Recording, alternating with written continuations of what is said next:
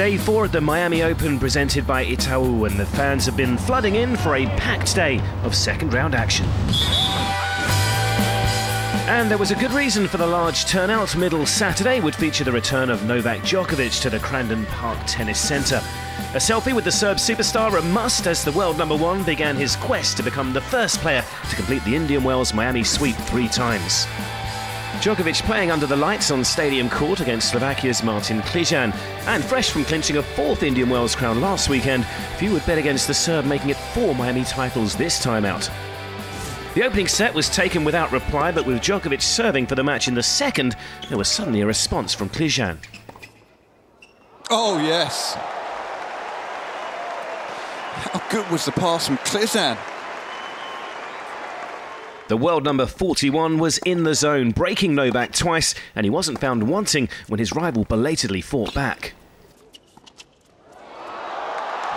Oh, that is just outrageous. Klijan had won 4 games in a row in that dramatic finish to set 2, but normal service was resumed in the decider. Oh, it found paint. Djokovic back on top in the end, but it had been a tricky contest to get his Miami title defence underway. And Djokovic finally through to the 3rd round. Martin Klijan stood up mightily in set number 2, bookended by stellar performances by Novak Djokovic. Nishikori had a run to the semi-finals in Miami last year before a groin injury cruelly ended his tournament. A tricky-looking clash against experienced Youzhny would get K up and running.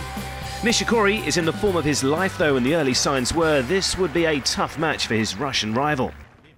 Just 2 games conceded in the opening set, and the Japanese star was even more dominant in the second. Oh, he's so quick, isn't he? Good tennis. Match points arrived after just under an hour and 10 minutes. Played a really good match, didn't he? Hardly put a foot wrong. I was expecting, tough match against Misha because he can be a really dangerous player. But yeah, I was really playing comfortable on the court. Playing good tennis, good serves, good return, and everything was, feeling really well. So really happy to win today. Grigor Dimitrov broke into the top 10 last year after a rousing run of consistent performances. The Bulgarian's yet to hit the same heights in 2015 though, and faced Pospisil in Miami. Pospisil ensured Juan Martín del Potro's comeback was a brief one in his opening match, but the Canadian on this occasion was on the back foot from the off. Oh, it's magnificent shot making. Dimitrov broke the Pospisil serve twice in the opening set, and the second stanza would follow a similar pattern. The world number 11 was well in control of this contest, and when match points arrived, there were no mistakes. Jo-Wilfried Tsonga has made a successful return to the tour after missing the opening 2 months of the season with a right arm injury. The flamboyant Frenchman defeating American Tim Smyczek in a match delayed from the previous evening after an overnight thunderstorm.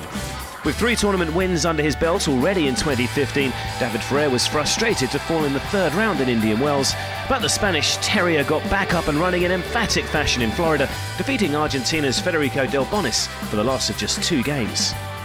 US #1 John Isner has opened his Miami account with a straight sets victory over the youngest player left in the draw, 17-year-old Andrei Rublev. The youngster had claimed his 2nd ever ATP Tour match win in round 1, but couldn't find a way past the big serving American. Tennis fans north of the border could watch their main man in action as well, with Milos Raonic taking on Temuraj Gabashvili for a place in the 3rd round. The Canadian in top form after a semi-final run in Indian Wells last week, and with that big forehand finding its mark, he was soon on top in the opening set. Raonic, though, isn't just a big hitter. The world number 6 showing plenty of variety in his play as well.